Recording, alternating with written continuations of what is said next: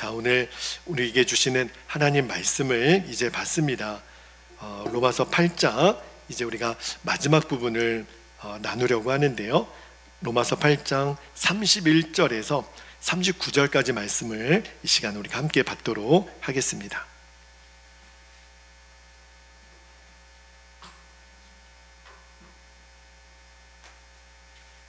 자, 31절부터 39절까지 한 절씩 교독하고 마지막 절은 같이 읽겠습니다. 31절입니다.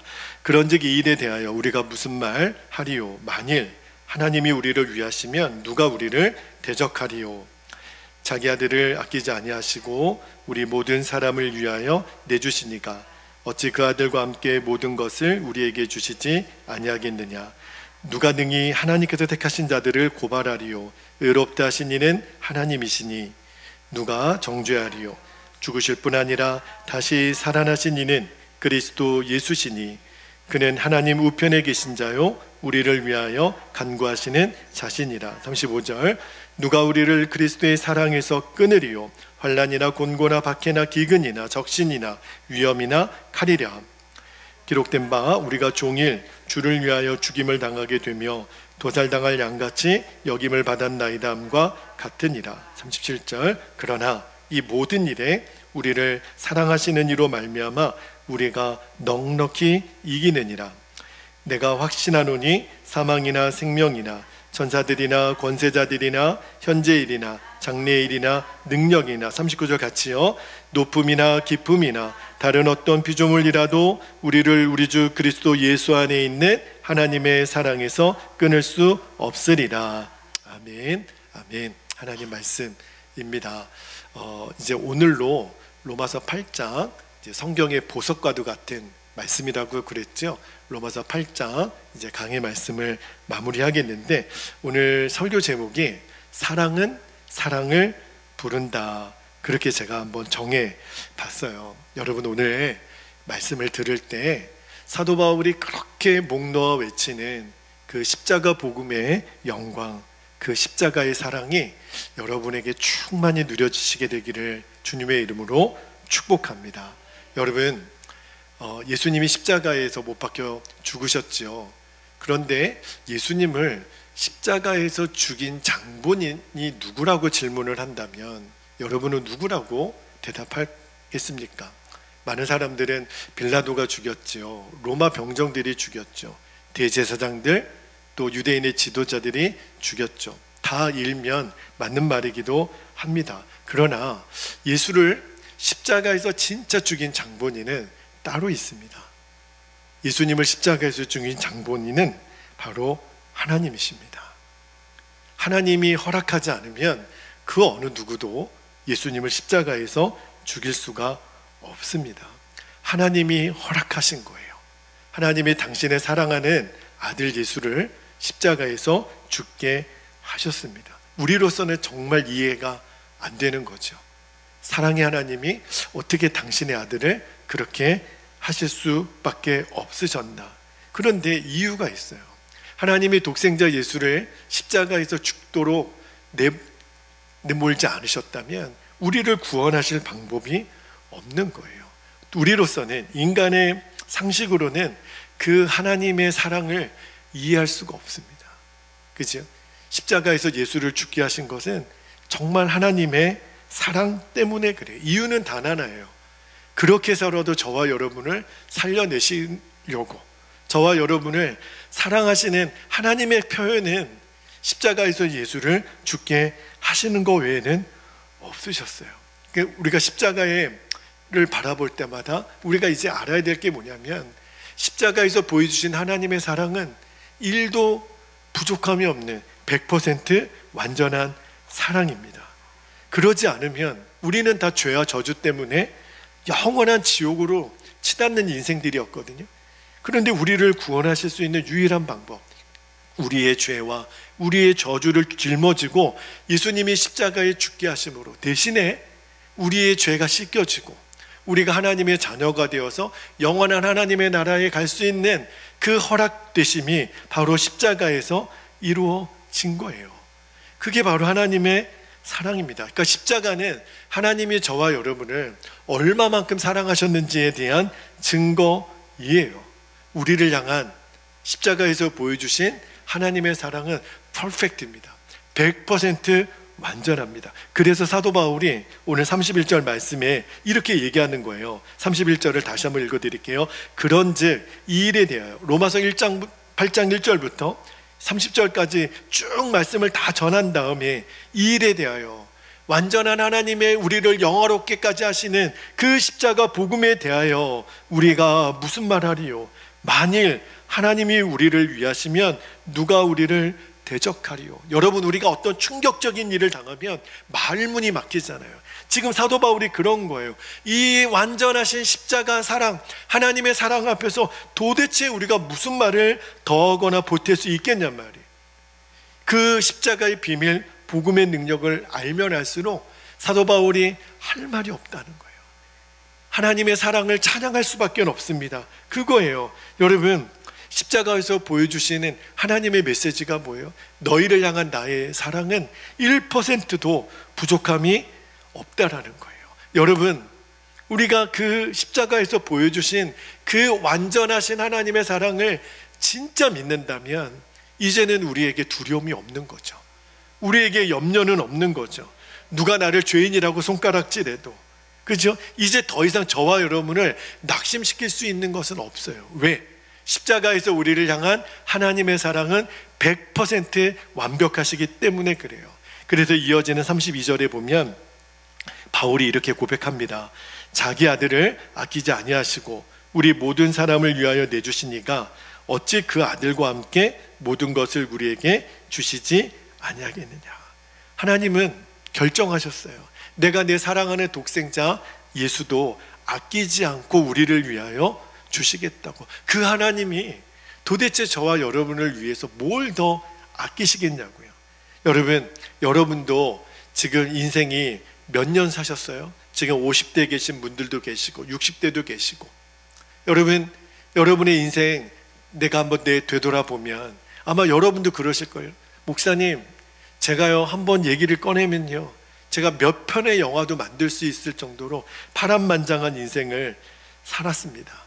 정말 나보다 고생한 사람 있으면 나와보라 그래. 다 여러분 밤이 새도록 여러분의 인생을 말할 수 있는 분들이 계실 거예요. 그런데 여러분, 다 고생했죠. 그런데 오늘 진짜 죽도록 고생한 사람, 사도 바울 앞에서는요 우리가 명함도 못 내밀어요. 자, 오늘 말씀에 35절 말씀에 한번 볼게요. 35절에 보면 누가 우리를 그리스도의 사랑에서 끊으리요? 그러면서 사도 바울이 겪었던 고난의 이름들이 나와요. 환난이나 곤고나 박해나 기근이나 적신이나 위험이나 칼이라. 이 7가지의 고생의 이름들이 다 바울이 겪었던 거예요. 여러분, 우리가 아무리 힘들고 어려운 인생을 살았어도 사실은 바울 앞에서는 명함 내밀기가 어렵습니다. 그러면서 이어지는 36절에 보면 바울이 얼마나 내가 고생을 했냐면 시편에 있는 말씀을 인용하면서 이렇게 전하지요. 36절에 기록된 바 우리가 종일 주를 위하여 죽임을 당하게 되며 도살당할 양같이 여김을 받았나이다 함과 같으니라. 여러분, 아무리 여러분의 인생이 힘들어도 내가 도살장에 끌려가는 양 같은 그런 사람은 없잖아요. 그치요? 지금 바울이 그런 삶을 살았다는 거예요. 도살당할 양처럼. 이제 내 인생에 남은 거는 죽음밖에 없는. 실제로 사도 바울은 로마에서 순교했죠. 제가 로마에 성지순례를 갔을 때 사도 바울이 참수형을 당했어요. 목베임을 당했거든요. 그 목베임 당했던 그 머리가 1번, 2번, 3번 그렇게 떨어진 자리마다 연못이 생겼다 그래서 그 기념 교회가 있더라고요. 여기가 바울이 첫 번째 머리가 떨어졌던 장소입니다. 2번째 떨어졌던 장소입니다. 정말 가슴이 먹먹하더라고요. 정말 바울은요 마지막 순교하기까지 정말 도살당할 양같이 여김을 받았나이다, 그런 인생을 살았다 그랬어요. 그런데 지금 사도 바울이 지금 그 이야기를 왜 꺼내냐면 내가 이만큼 고생한 사람인 거 여러분 알아주셔야 됩니다. 내가 이렇게 힘든 인생 살았다라는 거 여러분 아셔야 됩니다. 그거를 내가 자랑하려고 하는 게 아니에요. 이어지는 37절 한번 보세요. 그렇게 죽도록 고생을 했는데 37절 보세요. 그러나 이 모든 일에 우리를 사랑하시는 이로 말미암아 우리가 어떻게 이겼다고요? 넉넉히 이겼다 그랬어요. 겨우겨우 죽지 못해 내가 산 것도 아니고 넉넉히 이기고도 남는다라고 바울은 고백을 합니다. 그러니까 정말 바울의 그 심정을 이해를 못하는 사람은 이해가 안 되는 거죠. 아니 그렇게 죽도록 고생해놓고 뭐가 좋아서 넉넉히 이겼다고, 그렇게 수없는 어려움을 겪었으면서도 정말 넉넉히 이겼어요? 아무것도 아니었어요. 도대체 바울은 어떻게 그런 고백을 할 수 있었을까? 이유는 하나예요. 십자가 때문에. 십자가에서 보여주신 그 완전하신 하나님의 사랑 하나 때문에, 독생자도 아끼지 아니하시고 나를 위하여 내주신 그 하나님 사랑 때문에 내가 도살당할 양같이 여김을 받는 그 상황도 아무것도 아니었어요. 나는 넉넉히 이겼습니다. 이게 바울의 고백이에요. 십자가에서 보여주신 하나님의 사랑을 깨닫는 자가 고백하는 승리의 고백입니다. 여러분은 하나님이 여러분의 아버지라는 사실을 믿으시지요? 여러분, 이게 얼마나 놀라운 일인지 몰라요. 그 증거가 바로 십자가잖아요. 옛날 어르신들이 그런 얘기를 하시더라고요. 특히 할아버지 할머니들이 이제 막 손주 보잖아요. 그러면은 너무너무 이쁘셔서 이런 말씀을 하시더라고요. 눈에 넣어도 아프지 않다. 근데 저는 이해가 안 됐어요. 아니 티끌만 눈에 들어가도 아픈데 어떻게 사람이 눈에 들어가도 안 아파요? 근데 그게 무슨 말인지 아시죠? 너무 좋은 걸, 너무너무 사랑하니까. 제가 그걸 어떻게 깨달았냐면, 제가 아들을 낳아보니까, 물론 제 아내가 낳았어요. 저를 향해서 아빠라고 부르는 우리 태호를 처음 대면하는 나를 잊을 수가 없어요. 얘가 나를 보고 아빠라고 그렇게 부르는데 세상을 다 가진 것 같은 그런 감동이 몰려오더라고요. 여러분, 지금 바울이 뭘 말하는 거냐면, 십자가에서 하나님이 내 아버지라는 게 믿어지니까 그동안 내가 고생했던 어려움, 환난, 두려움, 좌절 아무것도 아니라는 거예요. 자, 그런데 여기까지가 사도 바울의 고백입니다. 그런데 오늘 저와 여러분이 이제 말씀 앞에 직면해야 돼요. 바울은 그렇게 고백했는데 나도 그렇게 고백할 수 있겠냐는 거예요. 이거는 굉장히 중요한 문제입니다. 여러분, 바울이 믿는 하나님, 우리가 믿는 하나님이 똑같은 하나님이세요. 바울이 믿었던 십자가 복음, 우리가 믿는 십자가 복음이 똑같아요. 그러면 나도 지금 바울처럼 도살당할 양같이 여김을 받았지만, 그러나 이 모든 일에 우리를 사랑하시는 이로 말미암아 내가 넉넉히 이기느니라. 이 고백이 나의 고백이 될 수 있겠냐는 거예요. 다시 말하면 예수님이 십자가에 벌써 보여주신 그 사랑 때문에 이제 나는 더 이상 염려가 없어요. 이제 사람이 두렵지 않아요. 내가 돈의 문제 이제 두렵지 않아요. 내 형편에 상관없이 나는 조급함, 열등감 없어요. 어느 누구 앞에서도 당당해요. 어느 사람도 내가 무서워하지 않아요. 여러분, 그렇게 말할 수 있겠습니까? 오늘 제가 말씀을 준비하고 주님이 오늘 이 말씀을 듣는 여러분에게 하나님이 원하시는 거는 너희들도 바울처럼 고백할 수 있어야 되고, 그렇게 해야 된다라는 거예요.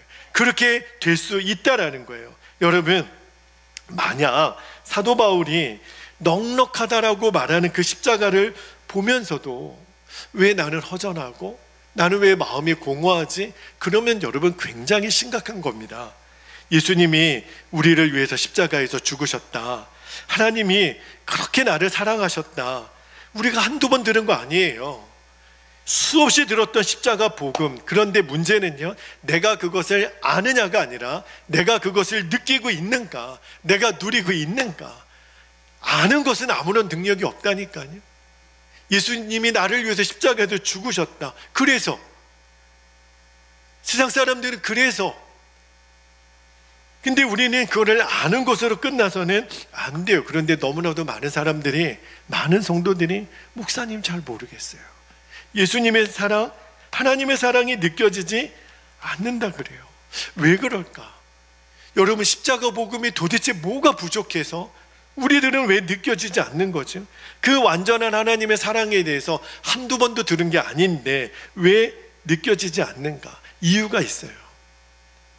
그 이유가 뭐냐면 내 마음이 하나님을 향하여 있지 않기 때문에 그렇습니다. 여러분, 하나님은 우리를 위하여 독생자까지 아끼지 아니하시고 사랑하셨지만 내 마음은 언제나 하나님과 세상 앞에서 늘 갈팡질팡해요. 내 마음이 하나님께로 온전히 향해 있지 않아요. 목사도 똑같습니다, 여러분. 제 마음도요, 하나님께로 온전히 가 있지 않고 목회의 성공에 가 있다면 저는 끊임없이 사람이 두렵고 돈을 무서워하는 사람이 되고 말 겁니다. 여러분, 우리의 진짜 문제는 하나님께로 향하지 않고 마치 양다리를 걸치고 있는 것처럼 세상을 향하여도 내 마음을 주고 있기 때문에 그래서 거기에 문제가 생기는 거예요. 십자가를 보고도 왜 그것이 느껴지지 않을까? 많은 사람들은요, 내 삶이 어렵기 때문에, 내 삶이 힘들기 때문에 그렇게 얘기하지만 아니요, 거짓말입니다. 내가 어려워서, 먹고 살기가 힘들어서, 내 형편이 내가 보잘것 없어서, 그래서 하나님 나를 사랑하신다면 왜 이런 일이 나에게 있습니까? 그래서 내가 하나님의 사랑을 느끼지 못하는 거 아닙니다, 여러분. 내 형편이 어려워서 아니에요. 완전히 속은 겁니다. 거짓말 중에 거짓말이에요. 그러면 형편이 좋아지면 다 하나님의 사랑을 느끼고 그렇게 될까요? 여러분, 그러면 서울 강남에 사는 부자들은 다 그렇게 하나님 사랑을 진실되게 믿고 형편이 너무너무 좋으니까 매일매일 하나님 사랑 가운데 거하며 살까요? 아니요. 또 형편이 어렵다고 내가 지방에 있고 시골에 있고 내가 보잘것 없고 빚더미만 있고 형편이 어려우니까 나는 하나님의 사랑을 느끼지 못해? 아니요, 그렇지 않습니다. 다 거짓말이에요. 여러분, 진짜 사랑을 하면 형편이 어려운 거 문제내지 않습니다. 오히려 형편이 어려울수록 우리가 그 사람을 더 사랑할 수도 있어요. 여러분, 그래서 여러분이 부부가 되어서 사랑있고 부모 자녀가 되어서 지금도 있는 거잖아요. 여러분, 사랑만 정말 분명하다면 고생을 감내하는 거 진짜 문제 아닙니다. 저희 아내가 그런 이야기를 저에게 해준 적이 있어요. 저에게 바라는 거는 하나도 없대요. 제가 억만금을 갖다 줘도, 제가 어떤 화려한 거를 갖다 줘도 아내가 제게 원하는 거는 제가 진심으로 하나님 사랑하고 아내를 사랑하는 거 외에 없어요. 제가 아내로부터 그 이야기를 들으면서 아, 그렇구나. 형편이 어려워서 우리 부부가 무너지는 거, 형편이 어려워서 우리 가정 무너지는 거 아닙니다. 형편이 어렵다는 것과요, 사실 우리들의 사랑만 분명하다면 형편이 힘들고 어려운 거는 진짜 문제 아닙니다. 그러므로 내가 형편이 어려워서, 내가 보잘것 없어서, 내가 이 모양 이 꼴이어서 하나님 사랑 느낄 수 없다? 절대 그렇지 않습니다. 여러분, 구약의 선지자들 중에 정말 하나님께서 전하시는 말씀을 전하는데 특별한 하나님의 메신저가 있었는데 그 사람이 바로 예레미야 선지자예요. 근데 예레미야가 하나님으로부터 말씀을 받아서 전하는 것까지는 좋은데 그 말씀을 선포하면 사람들이 그렇게 싫어하는 거예요. 사람들이 막 욕하고 조롱하고 때리고 말할 수 없는 고통을 주니까 예레미야도 사람인데 하나님이 주신 말씀이어서 제가 사람들에게 전하면 사람들이 듣지 않아요. 저 욕만 해요. 그래서 예레미야가 하나님께 이렇게 탄식합니다. 예레미야 20장 7절 8절을 한번 볼게요. 예레미야 20장 7절에 여호와여 주께서 나를 권유하심으로 내가 그 권유를 받았사오며 주께서 나보다 강하다 여기셨으므로 내가 조롱거리가 되니 사람마다 종일토록 나를 조롱하느니이다. 8절에 내가 말할 때마다 외치며 파멸과 멸망을 선포함으로 여호와의 말씀으로 말미암아 내가 종일토록 치욕과 모욕거리가 됨이니이다. 예레미야가 그러는, 하나님 저 더 이상 말하기 싫어요.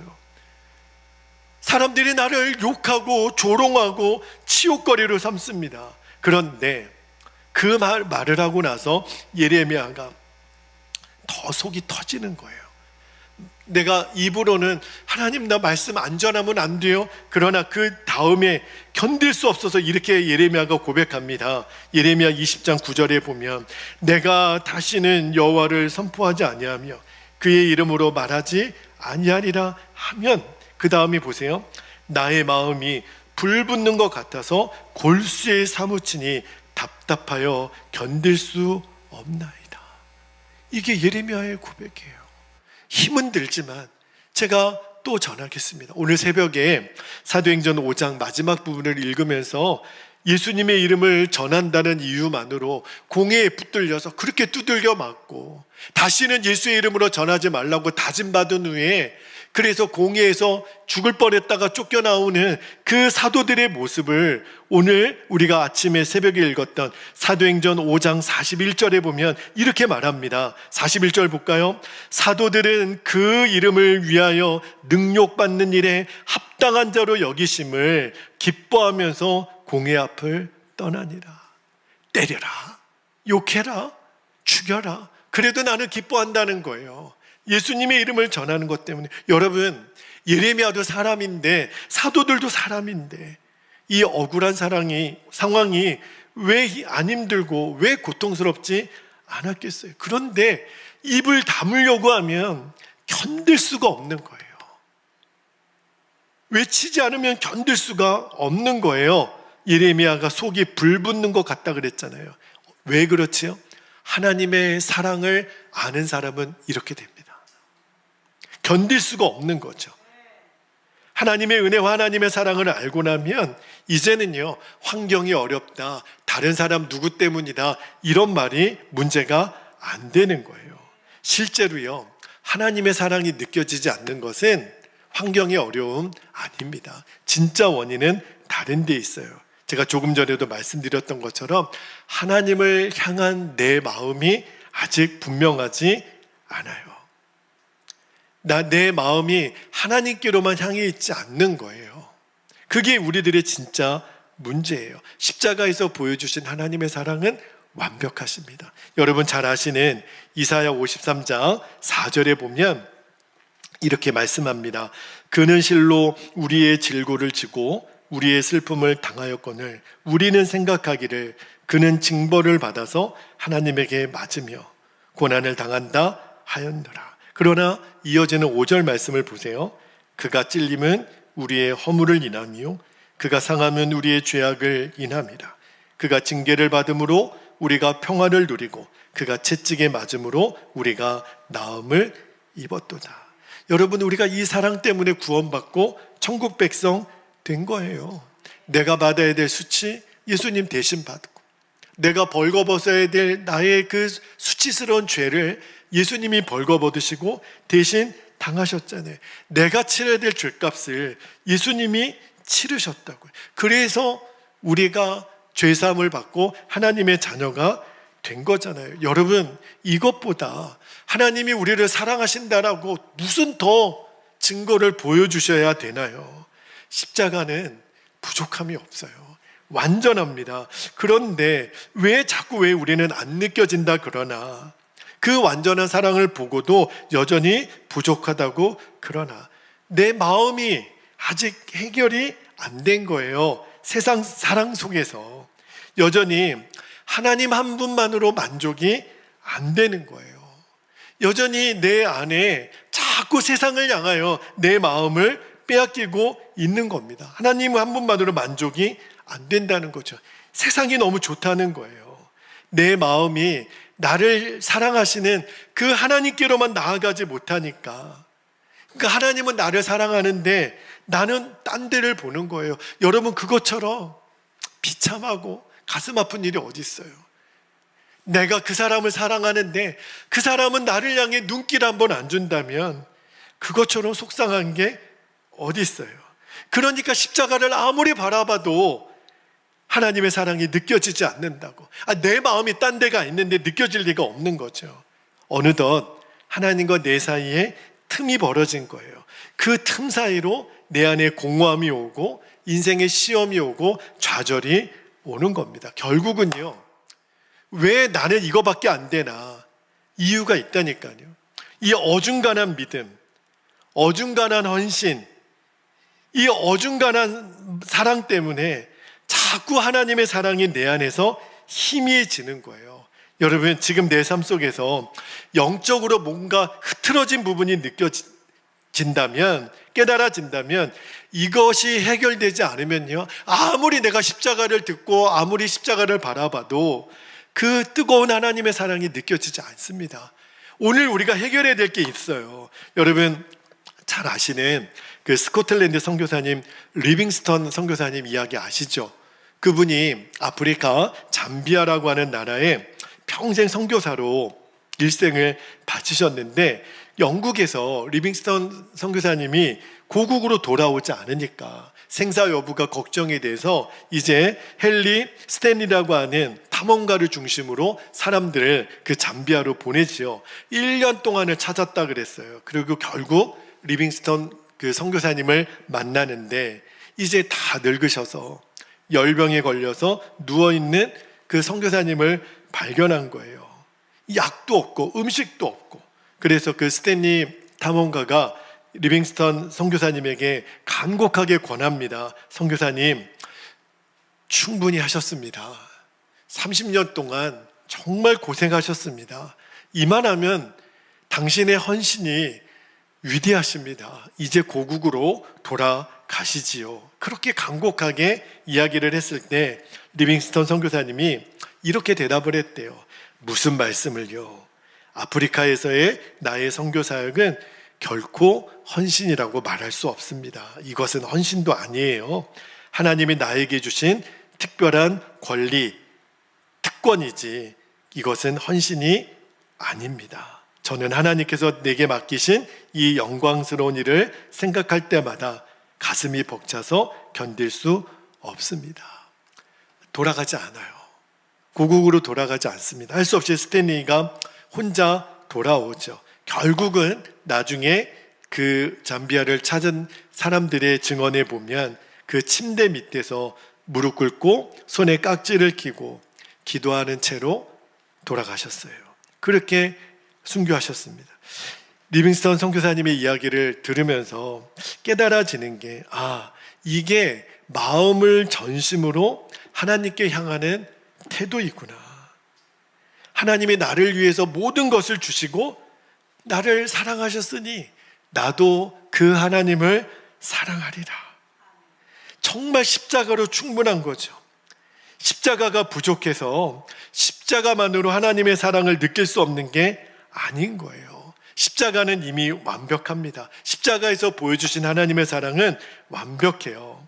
이제 우리가 해야 될 것은 그 완벽하신 하나님의 사랑에 나도 응답하는 겁니다. 나도 내 생명 다해 하나님을 사랑합니다. 오늘 이 밤에 주님이 우리에게 원하시는 거 딱 그거 하나예요. 너도 나를 사랑한다고 고백할 수 있느냐? 제가 오늘 설교 제목을 사랑은 사랑을 부릅니다. 여러분, 우리가 하나님께 사랑을 고백한다고 말한 지가 너무 오래됐어요. 나는 너를 위해 완벽한 사랑을 줬는데 너도 나를 사랑하느냐? 여러분, 하나님은 우리를 위해 독생자까지 주시도록 사랑한다 이렇게 말하는데 우리는 믿겠습니다. 사랑한다는 고백이 여전히 안 나오는 거예요. 그게 뭘 말하는 거죠? 왜 사랑한다라고 고백을 못하는 거죠? 아직도 내가 포기하기 싫은 게 있는 거예요. 하나님 사랑한다라고 내가 고백하면 하나님 외에 내 마음을 줬던 모든 것들을 이제는 다 끊어버려야 되니까 여전히 거기서 머뭇머뭇거리고 핀트가 안 맞는 거예요. 하나님은 나를 사랑한다고 얘기하는데 나는 하나님을 믿기는 할게요. 하나님이 원하시는 게 아니에요. 하나님이 오늘 우리에게 원하시는 거는 나도 하나님을 내 생명 다해 사랑합니다. 그때 알게 됩니다. 여러분이 오늘 그 고백을 한번 드려보세요. 그때 십자가에서 나를 위해 보여주신 사랑이 완전하다라는 것을 알게 됩니다. 그리고 그 고백이 드려짐으로 인해서 더 이상 두렵지 않아요. 더 이상 나를 염려하게 만드는 것이 떠나갑니다. 여러분, 왜 우리들의 가슴 속에 그렇게 뜨겁게 하나님을 사랑한다라고 고백하는 게 안 될까? 여러분, 걱정하지 마세요. 처음부터 뜨거운 사랑을 경험하는 것은 쉽지는 않습니다. 그러나 오늘 이 밤에 여러분에게 제가 꼭 부탁드리고 싶은 게 하나 있어요. 이제 우리에게 필요한 것은 하나님을 향하여 돌아서는 마음입니다. 하나님이 오늘 우리에게 받으시기를 원하시는 것은 저와 여러분의 마음이에요. 너의 마음을 나에게 줄 수 있겠느냐? 여러분, 한국교회에 1907년에 놀라운 부흥이 왔는데 이 부흥 이전에 세계 선교 역사를 보면 영적인 부흥의 뿌리가 둘이 있어요. 하나는 1904년에 있었던 영국의 웨일즈 땅에 있었던 부흥이고요. 그 다음에 1906년에 인도 지방 카시라고 하는 지방에 엄청난 부흥이 임합니다. 그런데 우리 한국은 1906년에 인도 카시 지방에 있었던 그 부흥의 영향을 받아요. 그래서 선교사님들과 초기 한국교회 지도자들이 어떤 기도를 드렸냐면, 하나님, 저 인도 카시 지방에 있었던 부흥을 저희들에게도 주십시오. 그렇게 기도했었다니까요. 그런데 1906년에 그 인도 카시 지방에 일어났던 부흥의 역사의 증언을 들어보면 어른들이 성령의 충만함을 받아서 완전히 사람이 바뀌더라는 겁니다. 아이들이 그거를 보는 거예요. 도박을 하던 아빠가, 바람을 피던 엄마 아빠가 완전히 술을 끊고 도박을 끊고 완전히 회개하고 그렇게 돌아서는 모습을 보면서 아이들이 도대체 이게 뭔가. 그래서 초등학생들, 중고등학교 아이들이 집에서 모여서 어떤 기도를 드렸냐면, 하나님, 엄마 아빠가 받은 은혜를 우리에게도 주십시오. 애들이 자발적으로 그렇게 기도했다는 거예요. 그런데 정말 하나님이 그 가시 지역에 있는 아이들에게 성령을 부으십니다. 그런데 아이들이 그 초등학교 6살, 5살 그 1, 2학년 아이들이 막 떼굴떼굴 울면서 울고 있는 거예요. 부모들이 밭에 나갔다가 집에 돌아와서 아이들이 막 울고 있는데 깜짝 놀라서, 너희들 왜 울어? 너희들 왜 이렇게 안타까워서 울고 있어? 왜, 무슨 일이 있어? 그랬더니 아이들의 입에서 어떤 고백이 나왔냐면, 내 엄마 아빠, 십자가 예수님은 우리를 그렇게 사랑하셨는데 우리들 마음에는 예수님을 사랑하는 마음이 없어요. 그래서 내 마음이 너무 아파요. 아이들이 그러더래요. 도대체 이게 무슨 역사죠? 이게 부흥이에요. 이게 1906년에 인도 땅을 뒤집어 놨던 부흥이 아이들의 입술에서, 예수님은 나를 그렇게 사랑하시는데 왜 내 마음에는 예수님을 사랑하는 마음이 없는지 그게 너무 아파요. 여러분, 그것 때문에 울어봤습니까? 여러분, 우리가 다른 것 때문에 울고 속상해서 울고 내가 다른 것 때문에 억울해서 울지만 내 안에 주님을 향한 사랑이 없다고 그렇게 울어본 적이 있냐 말입니다. 여러분, 이게 진짜 부흥이에요. 이 부흥이 1907년에 한국 땅에도 전해진 거예요. 만약에 오늘 이 밤에 왜 내가 하나님은 그렇게 완전한 사랑을 주셨는데 왜 내 입술에서는 그 고백이 안 나옵니까? 여러분이 그걸로 인하여 내 마음이 아프다면 그걸로 충분합니다. 저는 오히려 그 마음이 감사해요. 반드시 그 애통하고, 나도 예수님 사랑하게 해주세요. 나도 그 완전하신 예수님, 그 십자가에서 보여주신 하나님의 사랑에 나도 생명 다해 예수님 사랑합니다. 그렇게 고백할 수 있도록 하나님 내 마음을 만져주세요. 그러면 오늘 이 밤에 주님이 역사하십니다. 주님이 여러분의 마음을 뒤집어 내실 겁니다.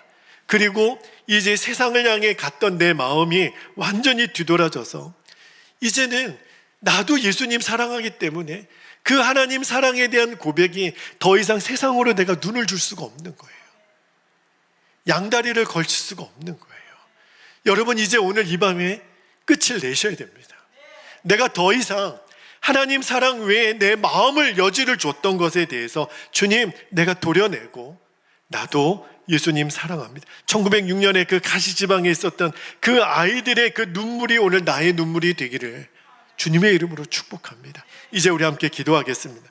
기도할 때 오늘 십자가는 정말 완전한 사랑인 것을 여러분 오늘 결론 내리셔야 돼요. 첫 번째 기도 제목입니다. 예수님의 십자가는 나를 향한 하나님의 완전한 사랑의 증거임을 확신하게 없어서 더 증거를 요구할 게 없어요. 이미 완전한 사랑을 주신 거예요. 두 번째입니다. 나를 향한 하나님의 사랑에 이제는 나도 내 생명 다해 하나님을 사랑하겠습니다 라고 고백하며 주님께로 내 마음이 향하게 하옵소서. 오늘 여러분의 입술의 고백을 주님께 드리십시오. 여러분의 마음을 드리십시오. 그러면 주님이 저와 여러분을 인도하실 것입니다. 오늘 그 밤이 되기를 원합니다. 오늘 내 인생이 완전히 뒤집어지는 밤이 되기를 원합니다. 이 시간 허락하신 기도 제목을 붙잡고 주님의 이름을 간절히 부르신 후에 통성으로 기도하겠습니다. 주여